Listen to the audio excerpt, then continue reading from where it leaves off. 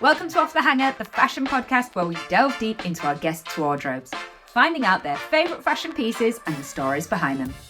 This week's guest is Australian sustainable fashion designer Abbie James. We had a gorgeous chat about all the amazing things in her wardrobe, including her oldest piece, which she still has, some incredible YSL shoes, and also loving a Chanel suit. Thank you so much for being part of Off the Hanger, Abbie. It's really lovely to talk to you. It is morning for me, but later in the evening for you. And I'm super excited to learn all about your incredible collection, your wardrobe, and your career. Tell me everything. That's a very loaded question. So I'm here in Australia, and yes, it is the evening. I'm a clothing designer. So I love the thought of having a big show and tell, which is really exciting. I've got everything laid out here. So yes, I have a new collection coming out soon, and I'm a sustainable clothing designer. So I'm very much grassroots, very slow, very in my collection, in my production. We make to order here, just use local makers. So I think the most important thing for me about fashion is, does it tell a story, and have clothing in your wardrobe that you want to make memories out of. And I think something like what you're doing just helps us bring those memories back, and we can talk about them. And yeah, I think clothing plays such an important part in our lives, and there's just so many memories around these pieces that are really special that I want to show you today. I was going to say tonight, but this morning, whenever it is. So I'm really looking forward to chatting with you. I'm super excited. Let's dive straight in and talk about your earliest fashion memory. Is there a particular piece from your childhood that you remember? I actually have it with me. You have it? Oh my goodness. Yeah. So my mum taught me how to sew when I was very little, and my dad was a minister for a church.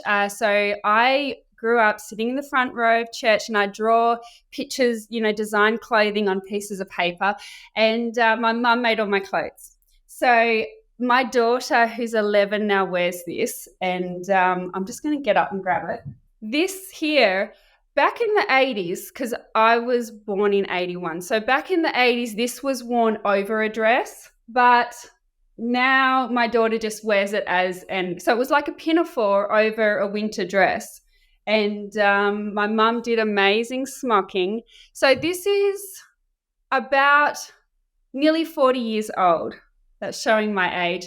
And so it's been through about 6 or 7 children. So whether or not it's my earliest fashion memory, but I just had to show you because I have so many of my mum's clothing that she made for us. So clothing and dressing up and wearing your best clothes every single week when we went to church was a huge part of my life. And I feel it's the reason why I'm a designer now, because it was about quality and about just identifying with unique styles, and I felt really special with what my mum would wear. So yeah, this dress, I love seeing my daughter in it. That's absolutely incredible. Firstly, it's beautiful. I think if there was an adult version of that, I'd be wearing that right now. I think that's absolutely gorgeous. I love the smocky detail on the front. But I also think I wanted to talk to you about how I feel sustainable fashion is quite a learning process. And for a lot of us, it's not something that we've been educated about throughout our entire lives. But actually, it seems for you, it's something that has been ingrained within you your entire life. The fact that you still have this piece now and that it's been worn by so many people and is still being worn today, it just shows that kind of sustainability idea is just really embedded in you. Yeah, look, I think it's old school. It's just old school, making your own clothes, wearing clothes having clothes in your wardrobe that you love, and not having a huge amount of pieces. That's just what I grew up with. We didn't have a lot of money, but I can never remember just buying really cheap clothing. We probably did, but what I'm saying is it was always quality over quantity, even when money was kind of tight. So that is huge in my ethos now. So yeah, it was sustainability, but we didn't we didn't think about it being sustainable. It was just what you did. That's excellent. So that is obviously 40 years old. Well, around 40 years old. Yeah. What is the oldest piece in your wardrobe? The oldest, okay, so not this one because it's not in my wardrobe anymore. Okay, it does come from my mum again. And I'll just grab it. So I've got this jacket. Now, it's a woolen jacket, but it's got quite a stretch to it. And it was made in like, I don't know, the 40s or the 50s. And my mum was given it from the original owner and it didn't fit her. And so she gave it to me when I remember I was 21 and she said, would you like this jacket? And so I had it altered to fit me. And it's just a long line jacket, but the special thing is the lining. And I would just wear it inside out, or I'd wear it, the correct way. And because of the stretch, it just fits so well, but it's double laid with wool, so it's really, really warm. And this is my oldest piece. If you can see now, it's a bit sad because these are just wearing a bit. So it is, I've repaired it so many times, but yeah. That's my oldest piece. It's great. I love the lining. I think that's absolutely fantastic. And the fact you can switch it around and wear it the other way around, reversible, I think is amazing. But what a lovely story that it came from somebody else. Your mum then had it. Now you wear it. Potentially, you might pass it on to your daughter just with a care note about those buttonholes. Yeah, look, and we were talking about memories before. I have so many memories of cold Melbourne winters, walking on the streets with my friends in it. I mean, not as cold as your winters, but I don't know, they get pretty cold, but they're definitely not as cold as yours. And I would just style it in so many different ways. So I'm styling it so differently in my early 40s than I was in my early 20s, but I still just wear it as much. I still wear it every winter. I love it. And the quality of that to hold up in that way for that amount of time with that amount of wear, it just shows that those pieces are really worth investing in. That's true. And I don't treat it with kid gloves. I've thrown it on the floor. I was 20. I was throwing it on the floor. I was getting thrown in the back of the car. It was stuffed into suitcases. So yeah, it has been made really well. Now, what's the piece in your wardrobe you would say gets the most compliments? I've got everything on the floor because I'm just in my lounge room. Okay, so this dress here, see, I like my old clothes. This is a silk dress with really cute detailing.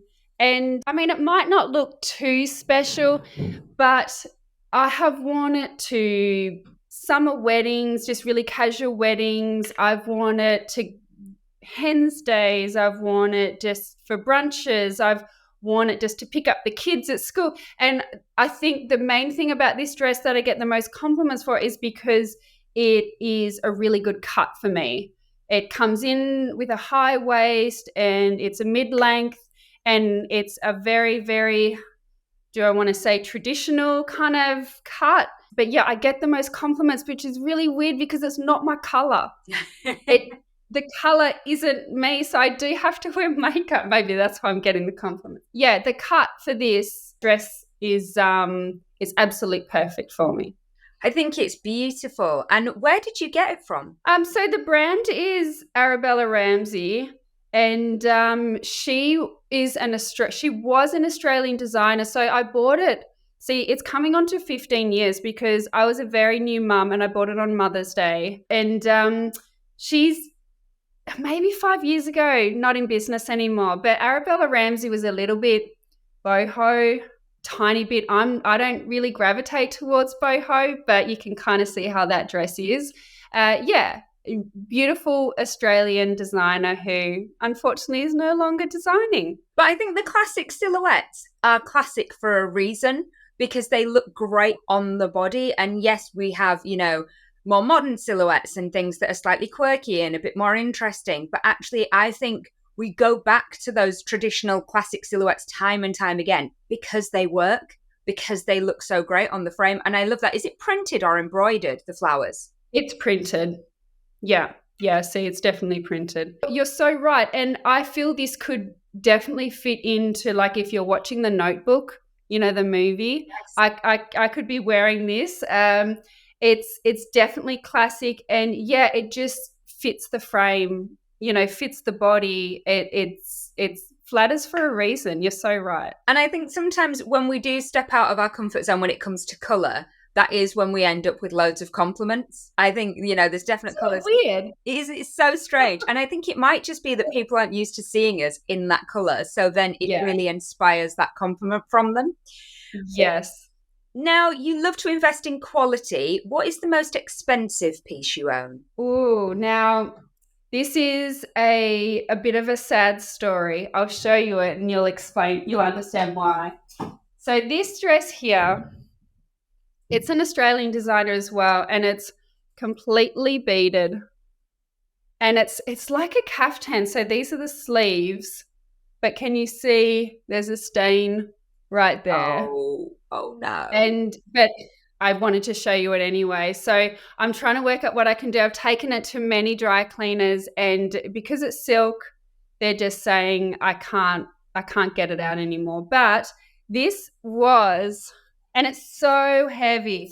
It's so heavy. And it looks quite wide, but it just drapes very close to the body and looks absolutely amazing on. And when you wear it, you just feel so luxurious. And I think it's because of the weight as well. Normally you don't wear something that heavy, and it's not something you'd ever pack because you'd never want to put it in a bag because it would get ruined. But yeah, that's the dress. Oh, it's a gorgeous piece. Could they possibly dye it? Could you have it dyed? Oh my goodness, I never thought of that. Because that could get rid of it. You could potentially dye it. Yeah, what do you think? What colour would you dye that? Well, what colour do you normally wear? I think it's a beautiful silhouette. I think whatever colour you changed it to would be amazing because it's just such a gorgeous shape and that beadwork's amazing. I know. What a good idea. Oh, thank you. Because the fabric's still got a lot of integrity. It's probably about, I don't know, 10 to 15 years old. So I think that's why they can't get the stain out. Yeah, it's from another Australian designer called Anu, A-N-U. I don't think she's too well known, but yeah, that was an investment piece. And I was so nervous buying it. Oh, you see, then you should definitely dye it, and then you just can continue to love it and get your wear out of it. Yeah, true. That's it. Now, what's the newest piece that you have? I've got a really boring pair of shoes because I had a photo shoot this week. And so I've got these in multiple colours, but that's new as in 2 days ago, those shoes. But this is probably my newest vintage piece. I do like a good vintage shop, and I found this shop. And so I love this shirt, this knit rather. And the brand, I wouldn't have a clue. It's called Bonnie Bill by Holly. Oh. I love a vintage tag. Label. I love a vintage label. It's great. You try and So investigating to try and find out about it. Yes, that's right. And I've washed it and it still smells vintage. It's a very distinct odor, isn't it? The vintage smell. It's very distinct. It is. And certain pieces just give it up straight away. You wash them or have them dry cleaned and it just comes back and the smell is gone. And then there's pieces that are like, no, I am keeping this smell. No, I'm staying. You know what? I think it's so synthetic.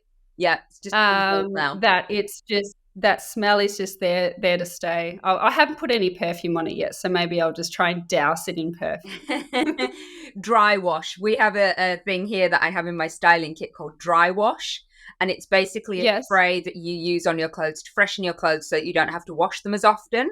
It's great if you've got like dry clean pieces or whatever, and that's got a really lovely smell, but that eats odors.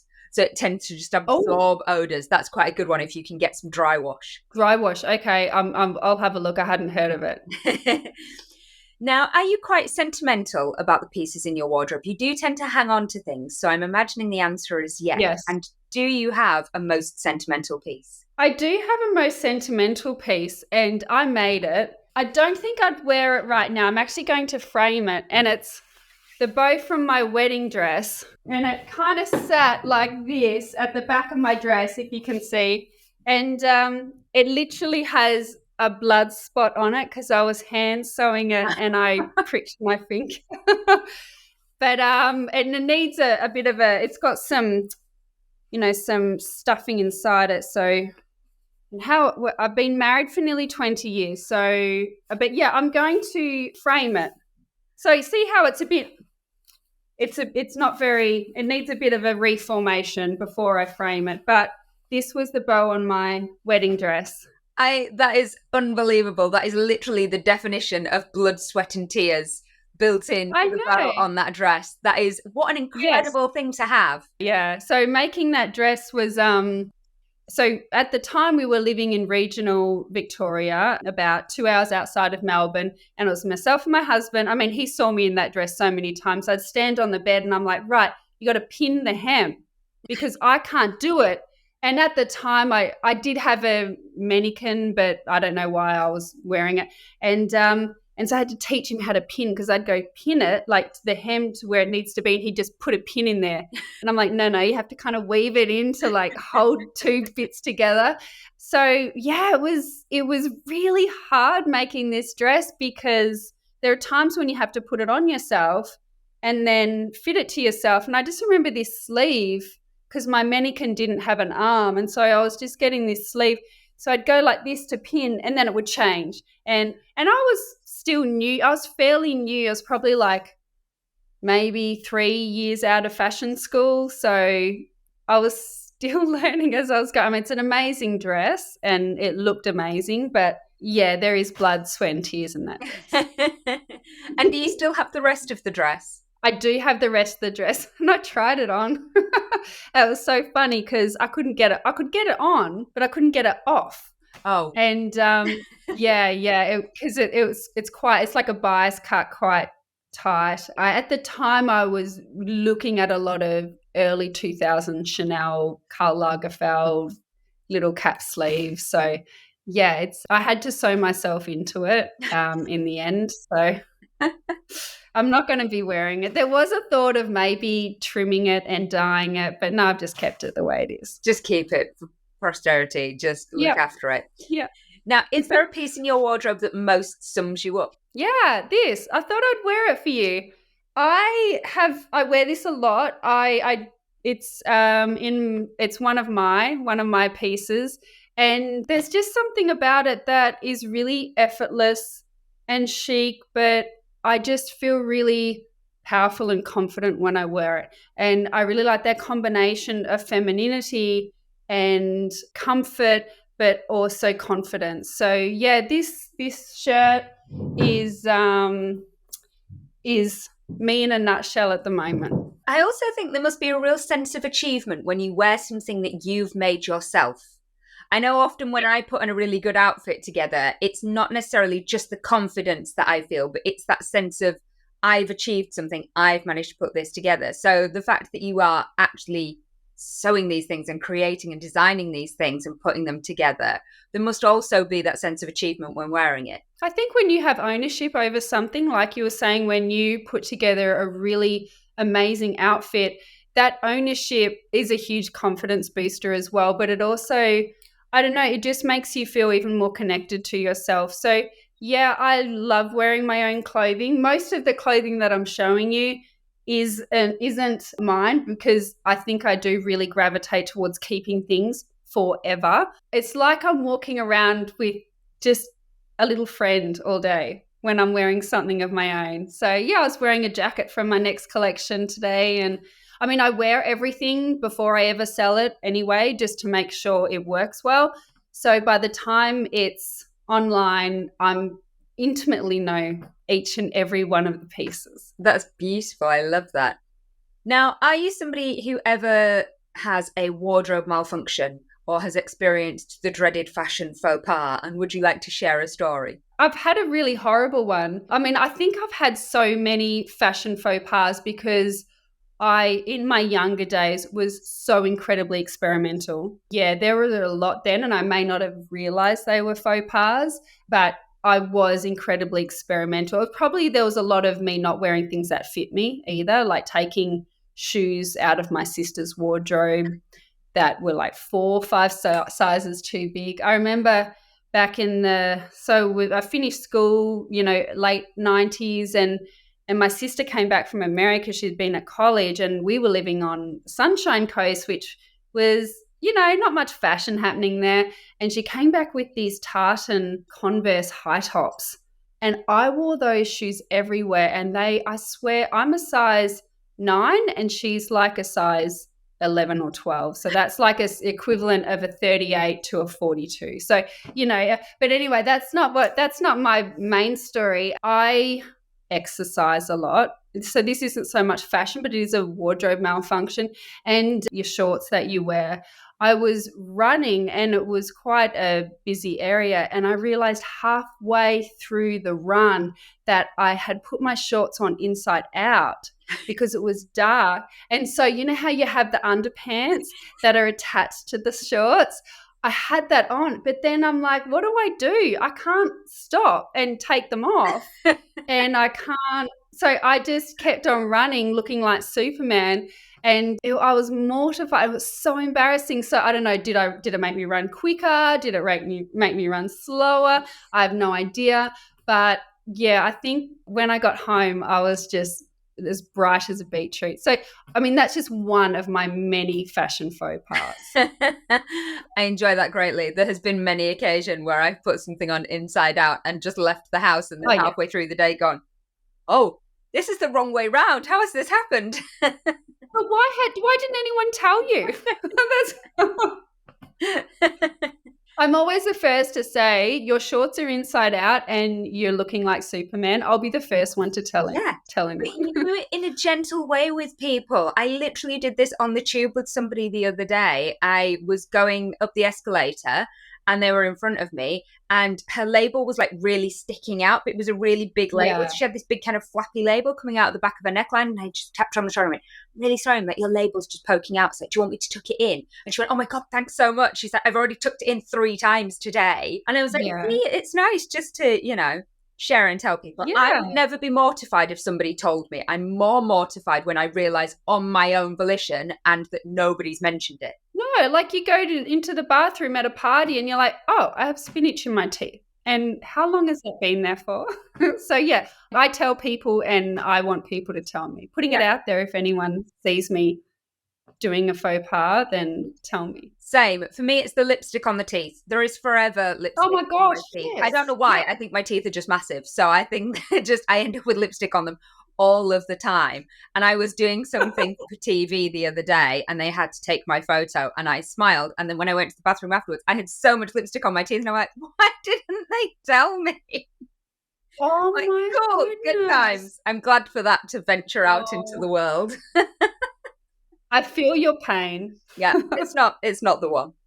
Now, do you love shoes? Are you a shoe girly, and what are your favourites? Yeah, I love shoes. I was once told, I mean, we've heard it all, that you can tell a lot by someone's shoes. Now, I have a pair, and they're old again, so I'll get them. Now, these shoes here, I'll just show you one. I purchased them when I was at fashion school. I was at school 5 days a week, and then for 4 days a week, I'd work at night at a taxi company, answering the call till like 6 a.m. sometimes, which is really hard because I'm an early morning person. And so I saved up for these, and they were new, and they're Louis Vuitton. They're Saint Laurent. I saved up for these, and they're made from kangaroo hide. These straps around, and they were, I remember, I'll tell you the cost because it was so huge for me, but it's so little now if you're thinking about this brand. It was $350, but for a fashion student working at a taxi company, it was like thousands of dollars. But I think what they were the old stock, so they'd come from Europe and then we had got them. So they were brand new, but I think they were last season's, which is why they were a bit cheaper. But for me, they were so expensive. So I've treasured these, and I'd just like to hand them down to my kids because they were so special for me. So yeah, these are my favorite shoes. And they're still in such incredible condition. Like, I imagine as a student going on nights out and things in them, and they Yes. still look perfect. Yeah. I have had them resold. I would dance a lot in them as a student, but I couldn't even think of doing that now. I mean, they're really, really tall. So I couldn't walk in them if they weren't a wedge, because you know how wedges are a lot easier to walk in. But yeah. So many memories of dancing in these shoes. I love that. I love that when you've got a good memory attached to a piece. Yeah. Now, is there a piece that you're lusting after? Something that you don't have in your wardrobe? You can have it irrespective of how practical it is or whatever it costs. If the universe could just drop you that dream fashion item into your lap, what would it be? Definitely a Chanel suit. Incredible answer. Yeah. So it's always been a Chanel suit. I'd say that, and yes, I will get a Chanel suit one day. I love Chanel, Coco Chanel. From I know a lot about her her life, and so to me, the Chanel suit embodies femininity, but it also embodies empowerment, where what she did when she created it, what was going through her mind, and so I feel wearing something like that is just wearing a little bit of that women power, and so yeah, that's a Chanel suit. And would you want a vintage Chanel suit, not a brand new one? I think I would like a vintage. I like vintage clothes because it has a story. If it's good quality, I would definitely take a vintage one. Look, Chanel isn't incredibly sustainable at the moment, but so yeah, if being a sustainable fashion designer, I'll go for a Chanel vintage suit. Brilliant answer. I love that. Now, to finish on, do you have a piece of fashion advice that you would have given to your younger self? Yeah, don't follow trends. Trends put me to ruin. When you follow trends, you're not dressing for yourself. You're dressing, you're thinking about what other people will think of you, and then you're trying to be accepted. You're trying to fit in. Yeah, definitely, Abbie, don't follow trends. Because fashion was really alive for me, and it was fresh and it was new. And so I definitely tried to dress a lot differently than everyone and experiment, but there was a stage where I really wanted to be ahead of the trend. So I jumped on those trends as soon as they came up. So it was like I wasn't following everyone else because I was the trend, but I was just a fashion victim as well, because I had to stop wearing it so quickly because everyone else started wearing it. I didn't want to be like everyone else. Yeah, just I think following trends is can be the downfall of your mindset, of your happiness, of your credit card as well. Yeah. So very, very easy answer to that one. Don't follow trends. That's incredible advice. Thank you so much for being part of Off the Hanger. It's been so wonderful. It's been, I think it's maybe my favorite podcast I've ever been on, because I just feel like it's show and tell, and I just feel like I'm talking to a friend. It's been so nice, and what a wonderful idea. I love it. Thank you. Well, I hope you enjoyed the episode. If you did, please check out some more episodes of Off the Hanger.